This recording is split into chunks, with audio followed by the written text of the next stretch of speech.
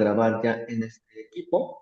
Vamos a dar la oportunidad de compartir la pantalla, que bien ya la tenemos compartida, y nos vamos directamente con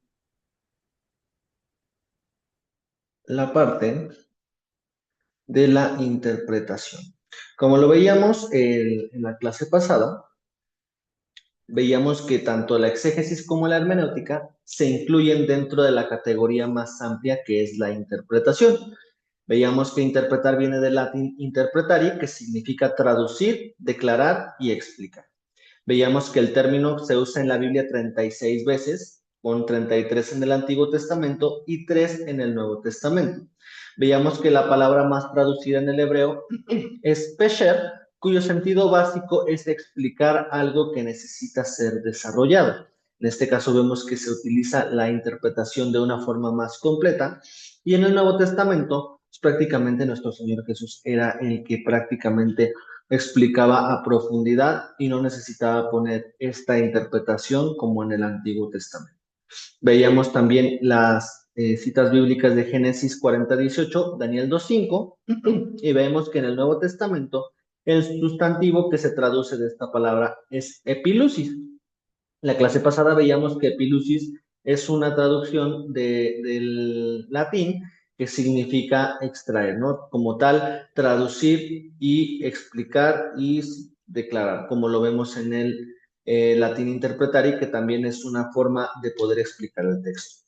También veíamos segunda de Pedro 1:20 y 21, en el cual podríamos cerrar esta parte de explicación en la cual Pedro explica mucho este tema acerca de la interpretación, ¿no? Veíamos también que este versículo nos indica que la profecía nunca va a venir para un propósito privado o particular, sino que los profetas inspirados por el Espíritu Santo buscan transmitir la voluntad de Dios. Vemos entonces que la interpretación es mucho más que el descubrimiento del significado de un texto, palabras o frases, que significa la exégesis, o presentar y explicar los textos, que se abarca directamente la hermenéutica en esto. El intérprete busca una conexión entre el receptor con Dios, es decir, nos conduce a la verdad entera de Dios. Veíamos que gracias al descubrimiento de la verdad, nosotros podemos ver siempre manifestaciones nuevas en un mismo texto interpretado desde circunstancias distintas. No es suficiente con entender la palabra de manera intelectual totalmente o afectiva. Esta debe ser apropiada para poderse usar en la vida. La interpretación debe de ayudar al creyente a aferrarse por la fe a Jesús. Recordamos la clase pasada que la palabra de Dios está basada 100% en la vida de Jesús. Aunque no haya estado como tal la vida de Jesús en el Antiguo Testamento, vemos que hay muchas cosas que como el ángel de Jehová, todas las figuras como por ejemplo que tuvo que su primogénito de Abraham tenía que ser sacrificado, todas esas pequeñas figuras interpretaban la vida de Jesús en su totalidad. Por lo tanto, la palabra de Dios siempre va a ayudar al creyente a aferrarse por la fe a Jesús. ¿Por qué? Porque incluso muchas profecías fueron anunciadas desde el Antiguo Testamento y cuando vino Jesús, Él las vino a completar. ¿Por qué? Porque necesitamos siempre quien pues perdone nuestros pecados y pues después del tiempo de la Pascua se refería meramente a la parte de Jesús cuando Él vino a la cruz del Calvario a morir por nosotros pues profetizado mucho tiempo antes. Por lo tanto, necesitamos saber que esta interpretación siempre va a buscar transmitir la voluntad de Dios. Como tal, veíamos la otra parte que se llama comprensión, en la cual nosotros podemos ver que comprensión significa entender de la misma forma. Es uno de los sinónimos de la palabra comprender y nos va a llevar a tomar la importancia de los pequeños detalles en los textos bíblicos. Esto es muy importante porque el significado de entender quiere decir tener una idea clara de las cosas o saber con perfección algo. Esto va a mostrar que la tarea de entender o comprender la Biblia va a ser mucho más que saber qué significan sus palabras. En Nehemías 8:8 vamos a encontrar un ejemplo del pueblo de Dios que leyendo y comprendiendo la palabra pudieron tener la revelación de lo que anteriormente no tenían. Entonces es algo muy importante. Vamos, si quieren, a leer Nehemías 8:8 y le voy a pedir a nuestra hermana Georgina si nos puede ayudar a leer Nehemías 8:8, ¿vale? Cuando usted lo tenga, hermana Georgina, puede abrir su micrófono.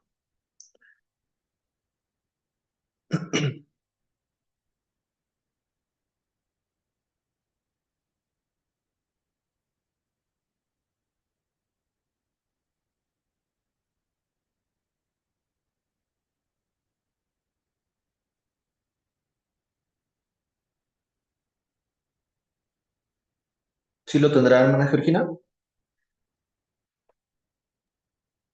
¿Lo puedo leer? Sí, si gusta. Y ahorita ponemos a la hermana Georgina, que creo que no estaba por ahí, a leer. Adelante, hermana Esthercita, por favor. Y leían en el libro de la ley de Dios claramente y ponían el sentido de modo que entendiesen las palabras. Muchísimas gracias, Amén. hermana Esthercita.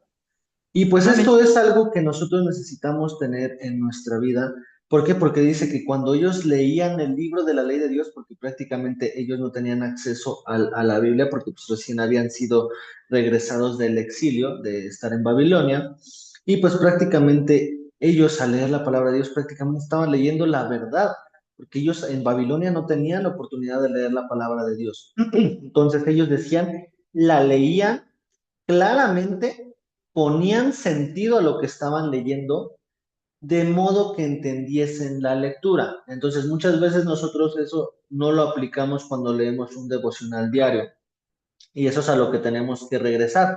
Si ustedes se dan cuenta, o si ustedes estudiaron en el primer semestre, no sé si estuvieron a la hermana Araceli, la hermana Araceli nos daba un devocional diario para hacer.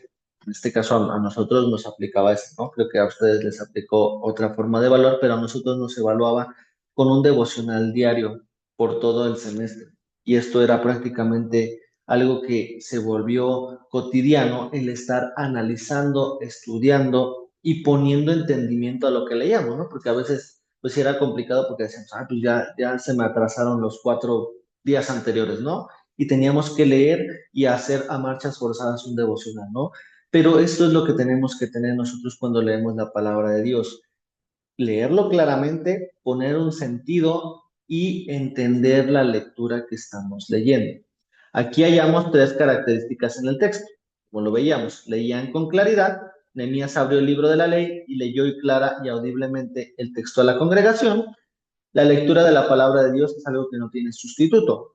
También le ponían sentido a la palabra, o sea, es decir, la interpretaban, y obviamente el término viene del hebreo shakal, que significa advertir, conducir o entender. Prácticamente es algo que se atribuía directamente a la palabra de Dios. Israel durante el cautiverio había perdido contacto con su lengua materna. Es por eso que la tarea de Nehemías y los levitas fue la de traducir o aclarar las palabras. ¿Por qué? Porque recordemos que la Biblia ahí se escribe en hebreo y en arameo. Por lo tanto, el libro de Nehemías se vuelve a escribir en hebreo porque en arameo hablaban en Babilonia. Por lo tanto, tuvieron la tarea de traducir todo lo que se decía del arameo al hebreo. Por eso es que entendemos que aquí la función del Espíritu Santo con la vida de Nehemías fue muy importante para que todos entendieran las palabras. ¿Por qué? Porque ellos al hablar ya arameo, porque era una generación que nació en Babilonia, pues prácticamente ellos necesitaban volver a su lengua madre y saber que Dios les volvía a hablar de la misma forma. Por lo tanto, shakal significaba siempre advertir, conducir o entender las palabras. Y el punto número 3 que veíamos era entender la escritura, que es comprender toda la lectura que tenemos. Obviamente el propósito único del estudio, la exégesis o la interpretación, es la que la congregación se beneficiara entendiendo la palabra de Dios. Exégesis, pues vemos que es la interpretación de lo que nosotros estamos aprendiendo a leer. Entonces, por lo tanto, se aplica aquí la exégesis en este texto. ¿Por qué? Porque ellos ya entendían la palabra de Dios después de haberla analizado, después de haber palabra por palabra yendo, traduciendo, entendiendo, dándole forma de acuerdo a lo que Dios quería explicarles en aquel momento. Por lo tanto, el entendimiento de las escrituras debe llevar a cada cristiano a la obediencia a Dios. Eso quiere decir que entonces el Hijo de Dios no puede obedecer lo que no va a entender. Esto es muy importante porque a lo mejor podemos estar en este momento diciendo, entonces no soy hijo de Dios porque no entiendo la palabra de Dios.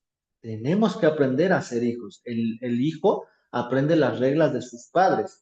Y a las mamás que ustedes tienen aquí, que están aquí presentes y los que nos están viendo en YouTube, podemos nosotros entender que pues cada mamá educa a sus hijos conforme a los valores y al conocimiento que han adquirido y sobre todo si no lo han adquirido, buscan que lo que no han adquirido, pues ellos lo adquieran, ¿no? Por lo tanto, nuestro Dios, al ser un Dios todopoderoso, al ser un Dios que todo lo conoce, todo lo ve y todo lo sabe, pues obviamente Él va a tener el completo control de nosotros y entonces nosotros como hijos tenemos que obedecer al que todo lo sabe.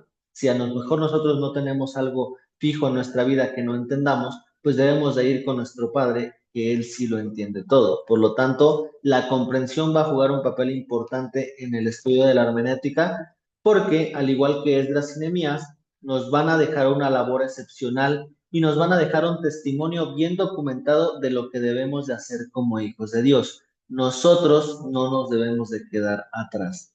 Por lo tanto, en esto consistirá el propósito de la hermenéutica, que todos entiendan la palabra de Dios. Tanto la hermana Esther, como la hermana Georgina, como la hermana Mari Carmen, como la hermana Nayeli y como el hermano Eduardo. Todos y cada uno de nosotros tenemos que entender la palabra de Dios. Entonces, hasta aquí nos quedamos con la clase uno de que es definición, y nos vamos con el primer cuestionario. Esto se los voy a pasar al final de la clase para que lo tengan. Y nos vamos con el cuestionario con las preguntas: ¿cuál es el propósito de la hermenéutica? ¿Qué es exégesis? La otra pregunta es: ¿quién es el exégeta por excelencia? ¿Cuáles son las 4 palabras clave que hay que entender antes de interpretar un texto bíblico? Y escribir con sus propias palabras una oración en la que ustedes marquen la diferencia entre un trabajo exegético y el de la proclamación de la palabra. ¿Cómo lo hacía nuestro Señor Jesús? Aquí les puedo dar un adelanto o una ayuda. ¿Cómo lo hacía nuestro Señor Jesús y cómo lo podría hacer un predicador común y corriente? Y ustedes se pueden basar tanto en el pastor Jonathan Ordaz, de aquí de Restauración Centro, o de cualquier otro predicador.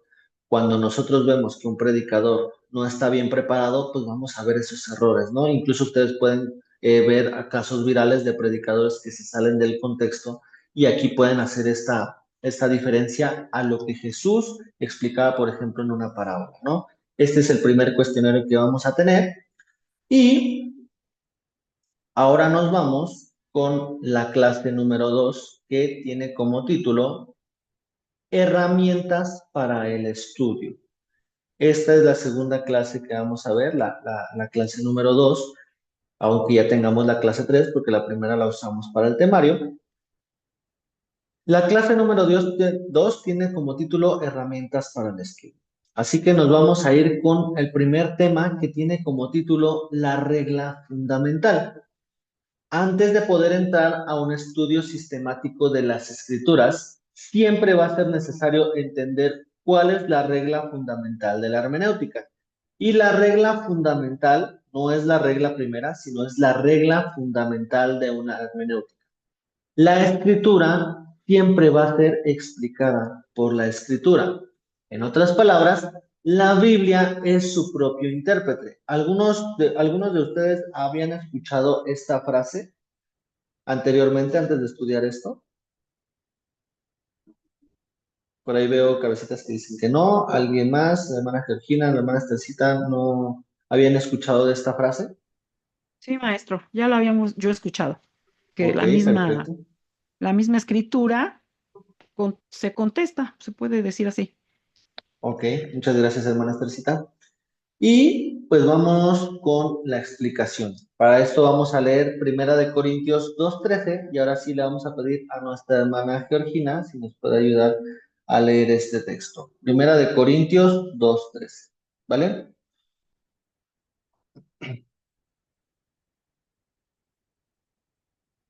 Cuando lo tenga hermana Georgina, puede abrir su micrófono. Sí.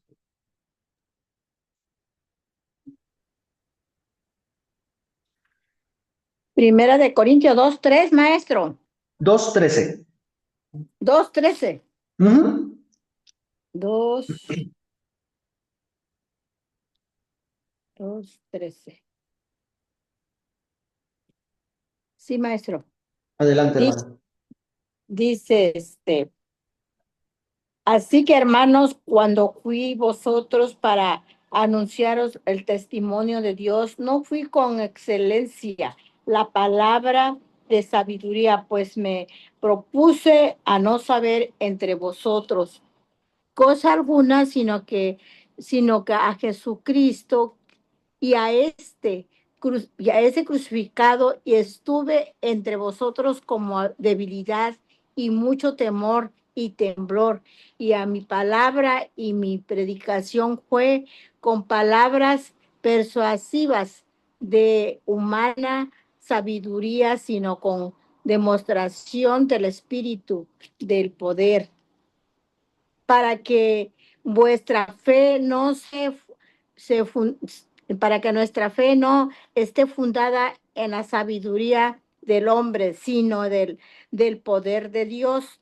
La revelación por el Espíritu de Dios, sin embargo, hablamos de sabiduría entre los que han alcanzado madurez y sabiduría, no de este siglo, ni de los príncipes de este siglo que perecen, mas hablamos sabiduría de Dios en misterios, a la sabiduría oculta, en la cual Dios predestinó antes de los siglos para que nuestra gloria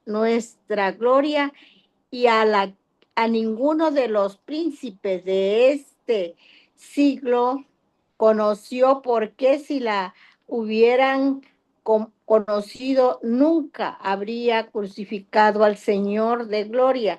Antes bien, como está escrito, cosas que ojo no vio, oído no oyó, ni ha subido en corazón de hombre, son las que de Dios ha preparado para los que le aman. Pero Dios nos reveló a nosotros por el Espíritu, porque el Espíritu todo lo que escudriña aún lo profundo de Dios, porque quién de los hombres las cosas del hombre, sino el Espíritu del hombre que está en él. Así tampoco nadie conoció las cosas de Dios, sino el Espíritu de Dios. Nosotros no hemos recibido el Espíritu del mundo, sino el Espíritu que proviene de Dios, que separamos lo que Dios nos ha concedido, en el cual también nos hablamos no con palabras enseñadas por sabiduría humana, sino con que enseña el Espíritu, y acomodado de lo espiritual a lo espiritual. Amén. Si quiere, hasta ahí lo leemos. Muchas gracias, hermana Georgina. Y pues esto prácticamente, pues ya leímos bien todo el contexto de lo que viene, porque dice desde el versículo 6 tiene como título La revelación por el Espíritu de Dios. Esto es lo que estamos enseñando en esta clase. Como tal, que siempre la ayuda del Espíritu Santo va a ser crucial para que nosotros podamos entender la palabra de Dios. Y como lo veíamos hasta el final del versículo 13 que nos ayudó a leer la hermana Georgina, dice, lo cual también hablamos, no con palabras enseñadas con sabiduría humana. Aquí prácticamente Pablo y todos los hombres que escribieron la Biblia se deslindan de toda responsabilidad de lo que ellos están escribiendo y leyendo, porque dice sino con las que enseña el Espíritu, acomodando lo espiritual con lo espiritual. Aquí tenemos que entender que cuando un hombre interpreta la Biblia a su pensamiento y a su entendimiento, puede acomodar o decir cosas que no son enfocadas a la esencia de un texto. Aquí vamos a leer Lucas 4 del 5 al 12. Te los voy a leer rápidamente porque estamos un poquito atrasados con la clase, y se los voy a leer rápidamente en Lucas 4 del 5 al 12, ¿vale? 4 del 5 al 12 dice la palabra de Dios. Y le llevó el diablo a un alto monte y le mostró en un momento todos los reinos de la tierra, y le dijo al diablo: a ti te daré toda esta potestad y la gloria de ellos, porque a mí me ha sido entregada, y a quien quiero la doy. Si tú postrado me adorares, todos serán tuyos. Respondiendo Jesús le dijo: vete de mí, Satanás, porque escrito está: al Señor tu Dios adorarás y a él solo servirás. Y le llevó a Jerusalén y le puso sobre un pináculo del templo y le dijo: si eres hijo de Dios, échate aquí abajo, porque escrito está: a sus ángeles mandará acerca de ti que te guarden, y en las manos te sostendrán para que no tropieces con tu pie en piedra. Respondiendo Jesús, le dijo: dicho está, no tentarás al Señor tu Dios. Y cuando el diablo hubo acabado toda tentación, se apartó de él por un tiempo. Esto es necesario que lo entendamos. ¿Por qué? Porque incluso el enemigo trató de acomodar los versículos, porque el diablo conoce la Biblia, la conoce perfectamente y puede considerar algunas cosas que en la Biblia se consideran como piadosas, para poder tergiversar y para poder confundir el corazón del hombre. Por lo tanto, a lo largo de la historia, falsos intérpretes, como lo es el diablo, han usado la Biblia a su conveniencia. ¿Por qué? ¿Para qué? Para que prácticamente Jesús cayera, y pues obviamente tentó a Jesús, que no nos tentará a nosotros, ¿no? Incluso lo que hemos visto, y yo por ahí tengo un grupo de discipulado el domingo a las 7 de la noche, de las 7 de la mañana, en la cual hemos estado explicando esta parte de cómo la tentación, la última tentación que le dice, ¿no? En tus manos te sostendrá, y que dice: no tentarás al Señor tu Dios, es una de las tentaciones más fáciles de caer del hombre. ¿Por qué? Porque el hombre cae en el tema del poder, y cuando un hombre tiene poder, prácticamente está expuesto a cualquier cosa. Y eso todos los seres humanos hemos sido tentados a tener un poder y a no tener y a salirse el poder de nuestras manos. Por lo tanto, estos falsos intérpretes y todo lo que hay a nuestro alrededor en el mundo puede tal vez interpretar las cosas a la conveniencia. Incluso varias religiones la interpretan a su conveniencia, sacando de ahí partido y provecho, cuando lo que Dios quiere pues no es necesariamente esto. Por lo tanto, siempre tenemos que cuidarnos de no ser esos falsos intérpretes que hagan caer a más gente y que los alejen de la verdad que es nuestro Dios. ¿Vale? ¿Hasta aquí tenemos alguna duda? ¿Todo bien? ¿Todo en orden? Para que si voy un poquito rápido me pueda ir más lento, ¿vale? Si no hay alguna duda, pues vamos a continuar. ¿Vale? Vamos a continuar con la regla fundamental. Salmos 19:7 nos va a decir que la palabra de Dios es perfecta y que no va a haber error en ella, sino en el hombre. La palabra no puede ser modificada, por lo tanto, siempre será la misma hoy y por todos los siglos. Si nosotros nos hemos dado cuenta, con las revisiones de la Reina Valera, han sido revisiones actualizadas para modificar el lenguaje y que sea más entendida a lo largo del tiempo. No altera la función y la enseñanza primordial. Por lo tanto, necesitamos entender esto. La palabra de Dios, a pesar de tener algunas revisiones recientes, que la más reciente fue en el 95, necesitamos nosotros tener siempre consciente que, como lo dice Salmos 19:7, la palabra de Dios no puede ser modificada. Dice el versículo 7 del Salmo 19: la ley de Jehová es perfecta, que convierte el alma. El testimonio de Jehová es fiel, que hace sabio al más sencillo. Deuteronomio 4:2, Proverbios 36 y Apocalipsis 22, del 18 al 19, nos van a enseñar que algunas religiones han intentado añadir bases que no se encuentran en la Biblia.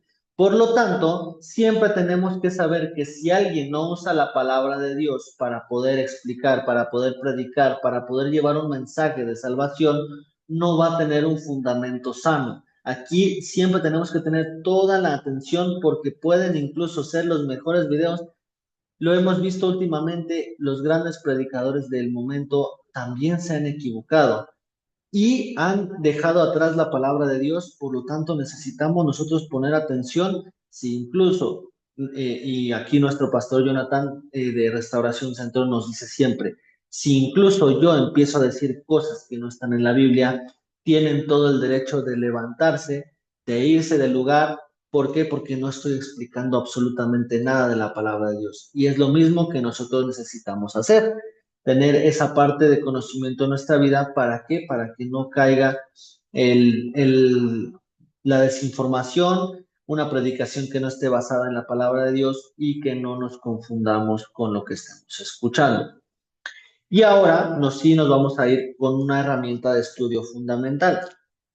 Cuando nosotros hablamos de las herramientas de interpretación, nos vamos a referir a las ayudas necesarias que necesita todo el que está leyendo o el que quiere conocer más la Biblia.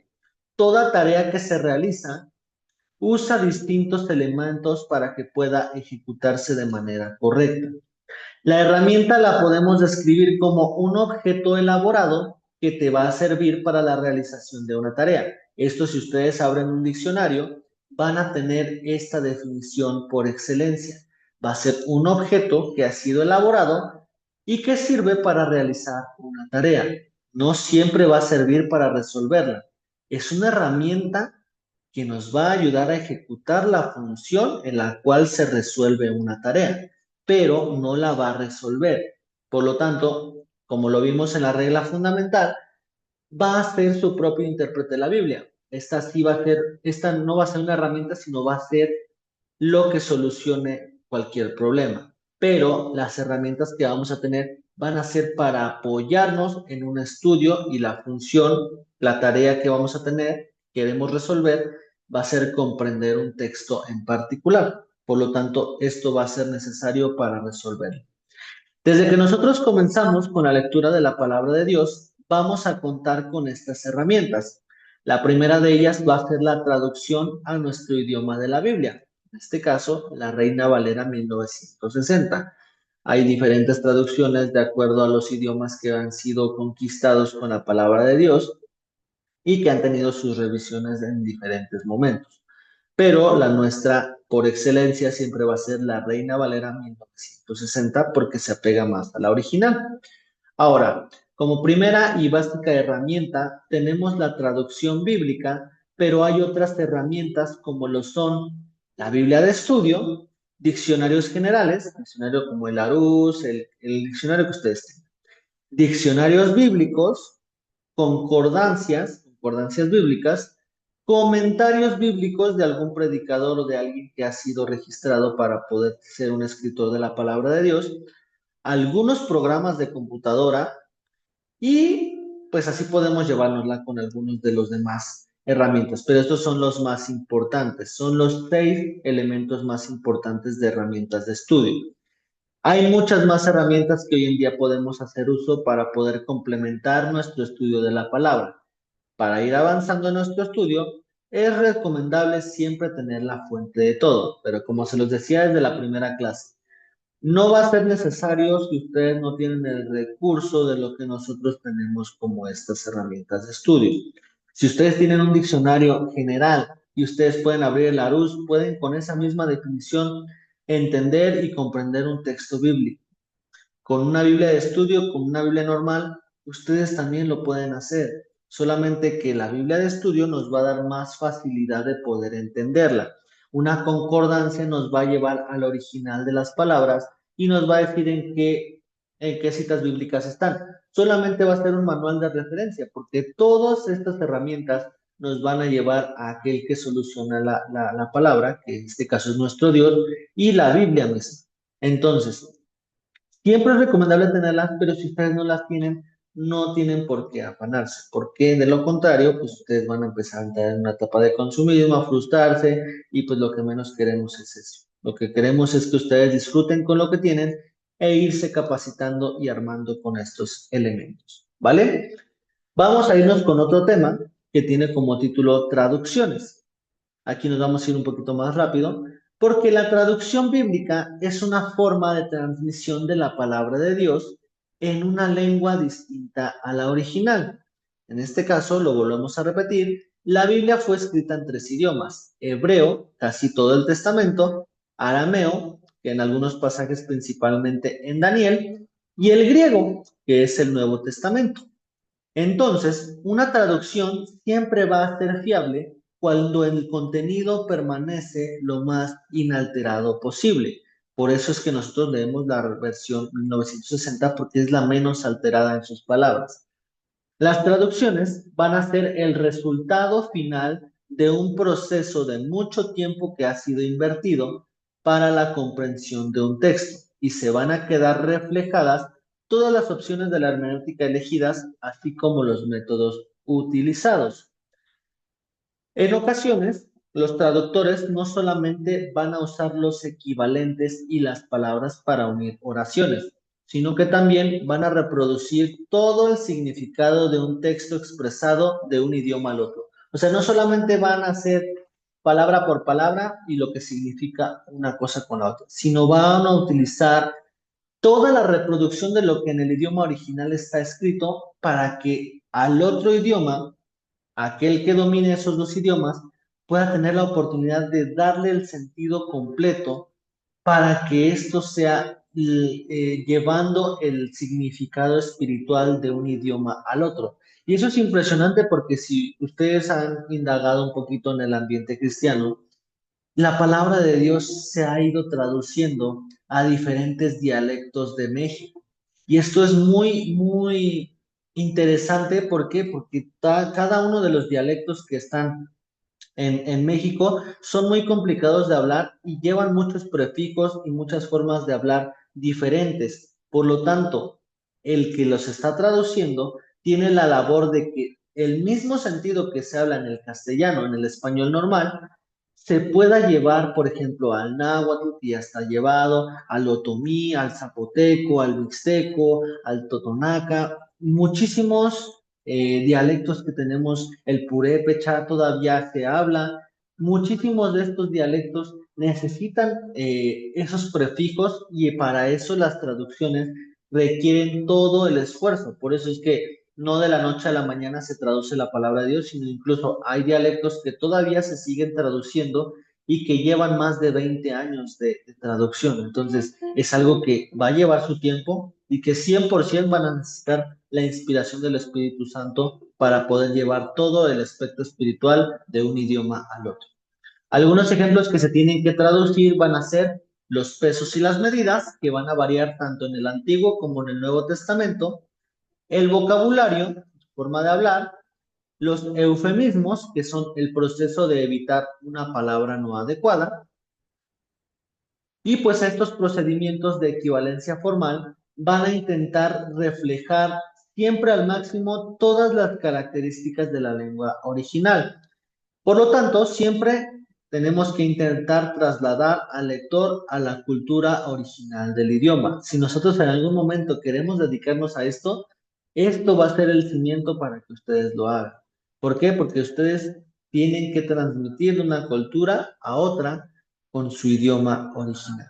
En este tipo de traducción siempre va a buscar el equivalente de las palabras para que siempre se parezcan al original. Esto estamos hablando de, como dice el título, la traducción formal. Son varios tipos de traducciones, que esta es la traducción formal, que siempre va a tener todas las características de la lengua original. Siempre va a buscar los equivalentes para que el idioma se parezca al original. Y aquí vamos a dos ejemplos. Hechos 2.17 con la versión Reina Valera 1960, con la Biblia de las Américas, con la nueva versión internacional y con la Biblia Dios habla hoy. Esto lo vamos a llevar un poquito a la interpretación. Solamente vamos a ocupar dos Biblias para que no nos lleve mucho más tiempo, pero sí me va a llevar un poquito más de tiempo el leerlo. Dios habla hoy.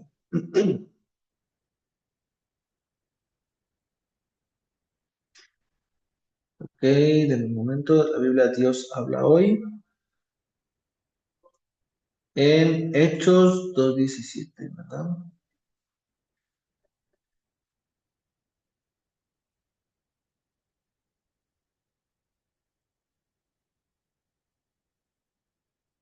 Hechos 2:17 dice la palabra de Dios. En la Dios habla hoy de 1994. Dice, sucederá que en los últimos días, dice Dios, derramaré mi espíritu sobre toda la humanidad. Los hijos e hijas de ustedes comunicarán mensajes proféticos y los jóvenes tendrán visiones y los sueños y los viejos tendrán sueños. Si nosotros nos vamos a la 1960 de la Biblia, Reina Valera, 2:17 dice la palabra de Dios, y en los posteros días, dice Dios, derramaré mi espíritu sobre toda carne, y vuestros hijos y vuestras hijas profetizarán, vuestros jóvenes verán visiones, y vuestros ancianos soñarán sueños. Aquí es una interpretación que en el año de 1994 se dice, y los viejos tendrán sueños, cuando aquí dice, y vuestros ancianos soñarán sueños. Aquí cuando nosotros nos vamos al original del griego, podemos ver que puede haber una traducción que no se apega como tal a la Dios habla hoy del 94. ¿Por qué? Porque dice que no necesariamente los ancianos son las personas mayores, sino son las personas que más conocen de la escritura en aquel momento que se esté escribiendo un texto. Por lo tanto, aquí pues obviamente entendemos que en el 17 de la Dios habla hoy dice, y los viejos tendrán sueños. Por eso es que nosotros nos apegamos a la versión 1960, porque aquí vamos a encontrar esta riqueza cultural que entendemos en el idioma griego que se refiere al tema de un anciano. Por ejemplo, cuando decían, ¿está alguno enfermo entre vosotros? Hay una cita bíblica del Nuevo Testamento, dice, vaya con los ancianos para que lo unjan con aceite. Por lo tanto, no iba con puros viejitos curanderos o con puros viejitos que están sanando, sino iba con las personas más capacitadas en la escritura, que llevaban años entendiendo la palabra de Dios, y obviamente al llevar años entendiendo la palabra de Dios, no eran jóvenes, sino eran personas grandes, pero no se les consideraba ancianos por la edad, sino ancianos por tener la oportunidad de estudiar a más tiempo la palabra de Dios. Y así nos podríamos ir con la nueva versión internacional, con la Biblia de las Américas, pero para no perder un poquito más de tiempo explicando esto, nos va a entender que cuando se habla de esta equivalencia, se va a referir al intento de corresponder la reproducción del original en todos sus aspectos, no como las diferentes versiones, sino la traducción formal siempre se va a pegar 100% al original. Cada uno de los términos que aparecen en las lenguas originales se le va a buscar un equivalente, de manera que un sustantivo corresponda a un verbo, etc. Siempre va a buscar que el vocabulario sea lo más parecido al original, buscando al máximo la literalidad. Por eso nos damos cuenta que la Dios habla hoy no se refiere como tal a la literalidad posible, ¿por qué? Porque pues, como tal puede ser basada directamente con la 1960, la Dios habla hoy, pero no va a omitir por completo lo que son las demás traducciones. Y más adelante les voy a enseñar un diagrama que nos va a explicar esta parte. Pero para no irlos confundiendo y para quedarnos solamente en la traducción formal, para no perder todo el contexto, siempre la traducción formal va a buscar la comprensión de aquel que lo esté leyendo. Eh, Déjenme checar si la traducción interlineal es más grande. Interlineal. Pues está un poquito corta, así que sí me la voy a aventar con ustedes hasta el día de hoy, para también dejarlos ir a las meras 12, puedan hacer las actividades que tienen que hacer. Vámonos con la traducción interlineal, que son varios también diagramas que les tenía preparados para ustedes. La traducción interlineal se va a tratar de un lugar intermedio entre el texto en las lenguas originales y las traducciones formales o literales. Va a estar prácticamente en medio de las dos. Se va a referir a confrontar el texto hebreo o griego directamente con el español. O sea, prácticamente leyendo línea por línea se va a explicar como tal. Es decir, por debajo de cada palabra griega o hebrea se va a colocar la palabra correspondiente al español. En estos casos, la traducción interlineal se va a volver incomprensible, pero no por ser incomprensible, no va a ser necesaria. ¿Por qué? Pues como lo vemos al principio, va a estar en medio de la lengua original y en medio de la traducción formal o literal. La traducción formal le va a dar un sentido, pero la traducción interlineal se va a encargar de que por completo lo que se escriba de un idioma al otro va a ser escrito a la perfección. Y aquí esto está escrito en hebreo en la parte de arriba y en la parte de abajo está escrito al español. Si nosotros lo leemos de izquierda a derecha, dice, ser pequeño, Efrata, Belén y tú. Pero lo que nosotros vemos es que, en este caso, la siguiente diapositiva nos va a explicar que el hebreo se lee de derecha a izquierda. Entonces, si nosotros leemos de derecha a izquierda, vamos a darle un sentido mayor, pero sin conjunciones, porque está traducido como tal las palabras que están ahí. Entonces dice, y tú, Belén, Efrata, pequeño ser. Entonces, se está refiriendo a Belén como un pequeño ser. Más abajo dice, entre miles de Judá, de ti, para mí, saldrá para ser gobernante en Israel. No se entiende claramente, pero para eso necesitamos la traducción formal, para darle sentido y que nosotros nos vayamos y que dice, tú Belén, entre miles de Judá, para mí saldrá un gobernante en Israel. Ya le da más sentido la traducción formal y no la interlineal, pero sí es muy necesaria la traducción interlineal para que se respete en su totalidad la traducción del texto. Entonces, vamos a poner este fragmento que dice, y sus orígenes desde antes, desde días de la antigüedad. Como lo vemos, el texto que acabamos de leer es del hebreo al español. Y vamos a leer un ejemplo del griego al español. La traducción interlineal va a ser directamente el texto griego de arriba, que pues no lo sabemos leer, pero la traducción interlineal va a ser abajo. Del Dios de nosotros y Salvador Jesús Cristo. En este caso, el prefijo del va a ser un artículo. En caso genitivo, en este contexto se le va a añadir la preposición de para que se lea del. En este caso, del Dios. De nosotros va a ser un pronombre personal en genitivo que en este contexto se le va a añadir la preposición de. Porque se está hablando de la misma forma, la traducción interlineal va a respetar todos estos prefijos, todas estas composiciones, si es genitivo, si tiene preposiciones, antes y después, para que se pueda entender mejor. Y la Reina Valera, vamos a ver después la revisión. Y Salvador Jesucristo, la Reina Valera lo dice como tal, de nuestro Dios y Salvador Jesucristo. Ya no es del Dios de nosotros y Salvador Jesucristo.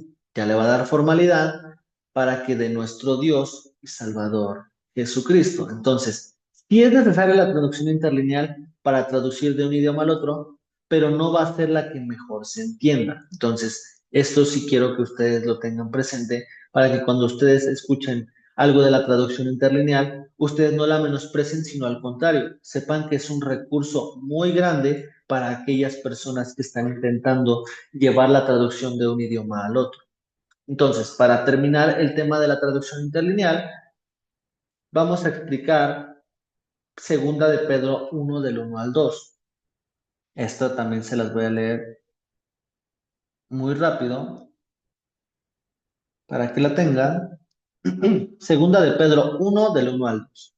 Es la salutación.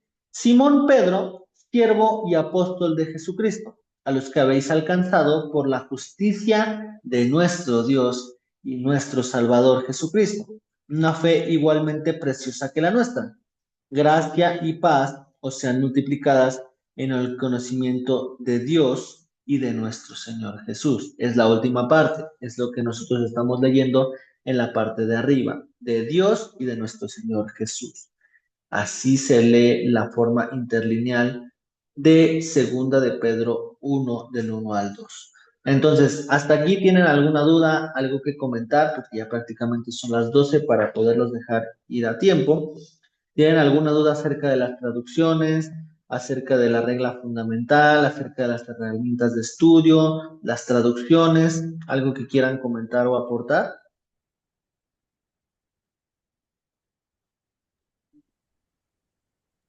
No, profe, muchas gracias.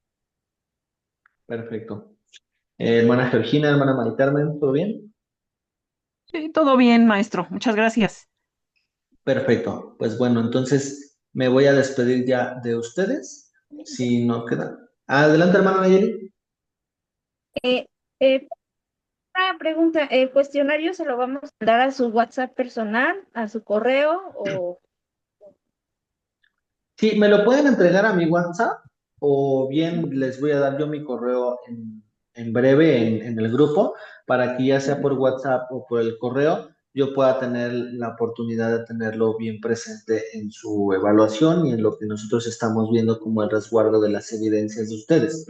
Obviamente de acuerdo a lo que ustedes gusten, pues como va a ser el cuestionario para ustedes, ustedes van a tener el lugar más seguro de tenerlo, ya sea por correo o por WhatsApp, porque como este recurso va a ser para ustedes en un futuro, solamente yo requiero así como que la revisión para que yo vea si ustedes están teniéndolo correctamente escrito y yo les pueda hacer las correcciones o les pueda ayudar con algún recurso adicional para que ustedes encaminen ese cuestionario, lo guarden para el siguiente semestre y les sea más fácil estudiar hermenéutica con los puros cuestionarios. Entonces, como gusten, les voy a pasar de todas formas mi correo al final de la clase para que lo tengan y cualquier otra duda estoy para servirles. Así que, Maestro, así. su número telefónico no me lo sé.